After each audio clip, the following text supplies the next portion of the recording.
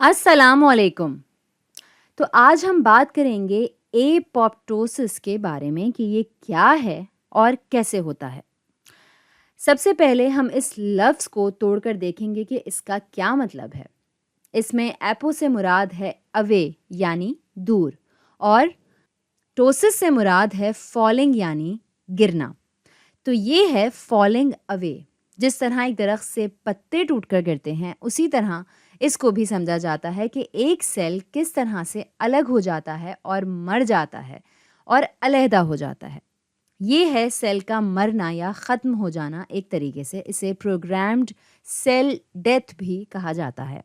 और ये चीज़ रैंडम नहीं होती, किसी ना किसी मकसद के तहत होती है और सोच समझ कर एक सेल इस चीज़ का फ़ैसला करता है और फिर ये होता है। ये सेल डेथ जो है, जिसे हम एपोप्टोसिस कहते हैं, ये किसी भी जानदार या हयात या ऑर्गेनिज्म की डेवलपमेंट और नशोनुमा का हिस्सा होती है और बहुत सी चीज़ों से बचने के लिए भी एपोप्टोसिस का होना ज़रूरी होता है, जैसे वायरल इन्फेक्शन या फिर कैंसर। तो ये एक तरह से सेहतमंदी की निशानी है जो कि आपका जिस्म सरअंजाम दे रहा होता है। तो अब बात करते हैं उन तरीकों की जिनमें एक सेल की डेथ होती है। किन किन तरीकों से एक सेल मर सकता है। ये यहाँ है हमारे सामने एक हेल्दी सेल, और ये जो तस्वीर है इसमें लग रहा है कि जैसे एक बॉम्ब फटा है और सब बिखर गया है। तो ये क्या है? ये जो है, ये दो तरीके दिखाए गए हैं कि जिस तरह एक सेल मर सकता है। आसान लफ्ज़ों में अगर कहें तो ये है फैला हुआ और बिखरा हुआ, और ये जो है ये है सिमटा हुआ। लेकिन साइंटिफिक तरीके से बात करें तो ये है नेक्रोसिस और ये है एपोप्टोसिस।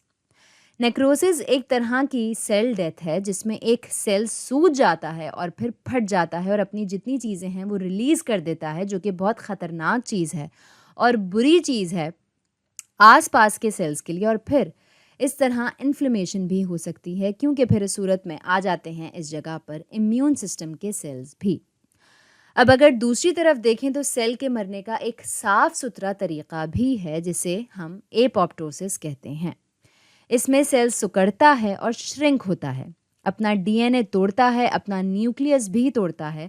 तो अपनी सारी चीज़ें एक तरह से पैक करके निकालता है सेल, और फिर इम्यून सिस्टम से सेल्स आते हैं और फिर इस कचरे को खा लेते हैं और फिर लगता है जैसे यहाँ कुछ हुआ ही नहीं था।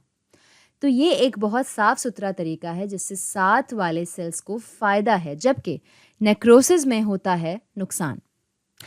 अब बात करते हैं कि एपोप्टोसिस किन सूरतों में होता है, इसका होना कितना आम है और नेक्रोसिस भी कितना आम है। तो पहले नेक्रोसिस जो है, हमारी बॉडी नहीं चाहती कि हो, और इसके होने की वजह अक्सर कोई केमिकल टॉक्सिन होता है, और जब सेल में कोई गड़बड़ हो और ये डैमेज हो जाए, और इसका मरना जो है ये बहुत हद तक बॉडी कंट्रोल नहीं कर सकती। एपोप्टोसिस जो है ये होता रहता है उस वक्त से जिस वक्त से एक हयात या जानदार अपनी सबसे छोटी शक्ल में होता है। अब एक इंसान या वर्टिब्रेट छोटा सा एम्ब्रियो होता है, तब से ये हो रहा होता है, और ये पूरी ज़िंदगी चलता रहता है। जब आपको आपकी नशोनुमा होती है, जब आपका हाथ बन रहा होता है, तो ये एक टिश्यू होता है, और फिर ये एपोप्टोसिस ही होता है जिसकी वजह से इस हाथ से उंगलियां बनकर बाहर निकलती हैं। अब ये दो तस्वीरें आप यहाँ देख रहे हैं, इधर ऊपर बाएं जानिब जो तस्वीर है ये है बिल्कुल हेल्दी सेल्स, और दाएं तरफ सेल में हो रहा है एपोप्टोसिस।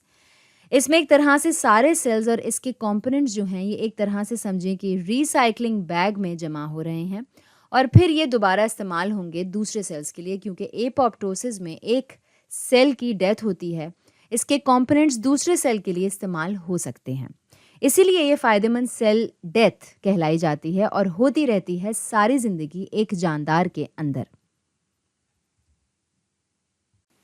ठीक है, अब यहाँ पर ये जो टैडपोल की तस्वीर आप देख रहे हैं, यहाँ भी एपोप्टोसिस ही हो रहा है डेवलपमेंट में, जिसमें एक टैडपोल या मेंढक का बच्चा कह लें तब्दील होता है और मेटामॉर्फोसिस होता है, और ये बनता है एक फ्रॉग या मेंढक।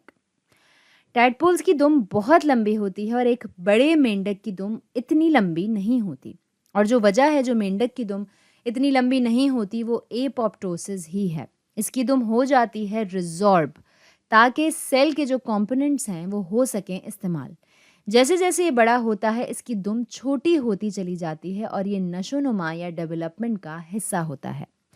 کافی عجیب سی بات ہے لیکن ایسا ہی ہوتا ہے۔ یہاں وہ درخت سے پتے گرنے والی چیز نہیں ہو رہی، یہاں اس کی اپنی دم اس کو خود کو بڑا کرنے کے لیے کام آ رہی ہے۔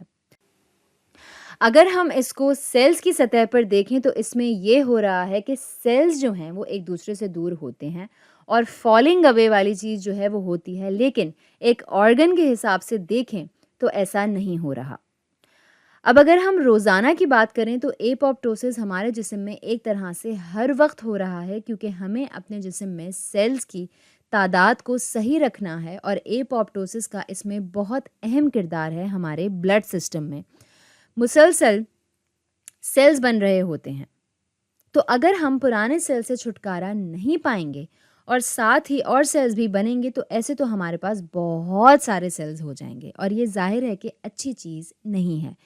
یہ چیز لے جاتی ہے کینسر کی طرف، تو یہ ایک صحت مند توازن برقرار رکھنا ہے جسم میں، تو یہ سیلز کو جمع نہیں ہونے دیتا اور یہ بہت اچھی چیز ہے کیونکہ ایسا ہونا کچھ حد تک آپ کو بچا سکتا ہے کینسر سے۔ یہ بھی اس کی ایک خصلت ہو سکتی ہے۔